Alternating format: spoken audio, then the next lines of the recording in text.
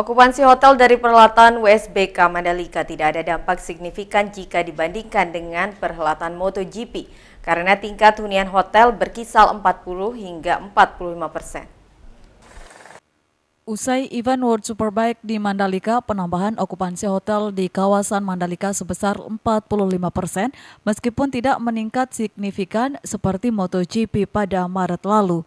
Hal ini dikarenakan sebagian besar penonton WSBK merupakan penonton domestik, sementara untuk hotel dengan okupansi penuh merupakan tamu dari pembalap dan tim ofisial langsung. Sekretaris Mandalika Hotel Association Rata Wijaya menjelaskan untuk okupansi hotel terutama untuk di kawasan Mandalika tidak berani berharap banyak. Seperti untuk tahun 2023 sendiri, ia hanya berani menargetkan pertambahan maksimal 25%. Meskipun di tahun 2023 sendiri direncanakan banyak event yang akan digelar di Lombok termasuk MotoGP dan WSBK. Dalam budgeting kita itu ada peningkatan paling tidak sekitar 10-15% minimal, dan kita ya maksimalnya di angka 25%. Kita tidak berani berharap terlalu jauh karena memang segala sesuatunya dengan isu-isu global, juga ada resesi dan lain-lain, sehingga minat orang untuk spend di kebutuhan minor seperti holiday, liburan dan lain sebagainya masih kurang. Cuman kalau ada banyak event yang diselenggarakan selalu membawa dampak yang bagus ya, baik itu tambahan kunjungan minimal dari kru yang atau event organizer itu sendiri. Minimnya target okupansi ini dikarenakan banyaknya isu global yang akan terjadi di tahun 2023, salah satunya mengenai resesi. Dari Lombok Tengah, Emma Widiawati, iNews melaporkan. Pemirsa, 1 hektar lahan tanaman padi di Desa Kateng, Lombok Tengah terancam gagal panen akibat mengalami kekeringan. Sekitar 1 hektar lahan tanaman padi di Desa Kateng, Kecamatan Praia Barat, Kabupaten Lombok Tengah terancam gagal karena mengalami kekeringan. Kondisi ini pun mengakibatkan tanaman padi yang masih muda terancam mati. Petani mengaku kondisi kekeringan terjadi lantaran petani kesulitan memperoleh air, sementara hujan tidak pernah turun sejak 2 bulan terakhir.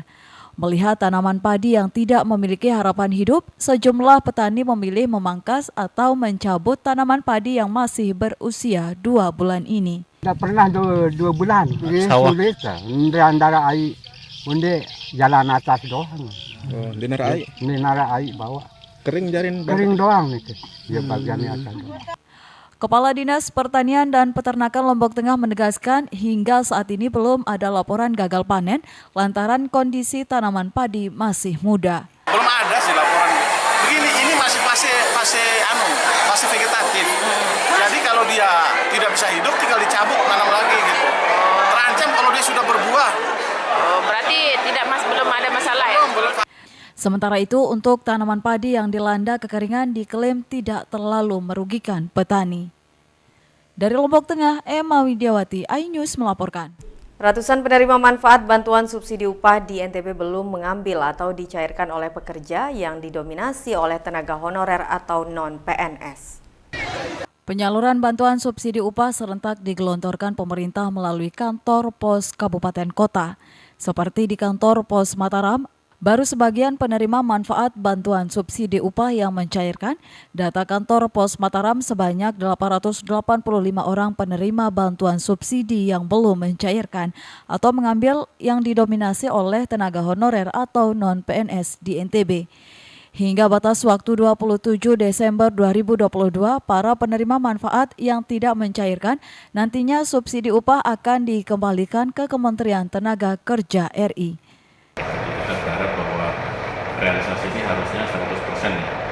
Mereka itu nanti pada saatnya kami akan meminta bantuan juga melalui kepala dinas terkait, atau mungkin kalau dibutuhkan kami akan juga segera, mungkin hari ini akan segera bersurat ke Bupati untuk memberikan bantuan dan dukungan supaya hak penerima bantuan subsidi upah ini bisa mendapatkan haknya sebelum nanti ditutup pada tanggal 27 Desember 2020. Penyaluran bantuan subsidi upah sebesar Rp600.000 disalurkan hingga batas waktu 27 Desember 2022 mendatang di kantor pos Kabupaten Kota se-NTB. Dari Mataram, Vinka Andini, iNews melaporkan. Beragam informasi penting lainnya akan kami sajikan untuk Anda sesaat lagi. Tetaplah di iNews NTB.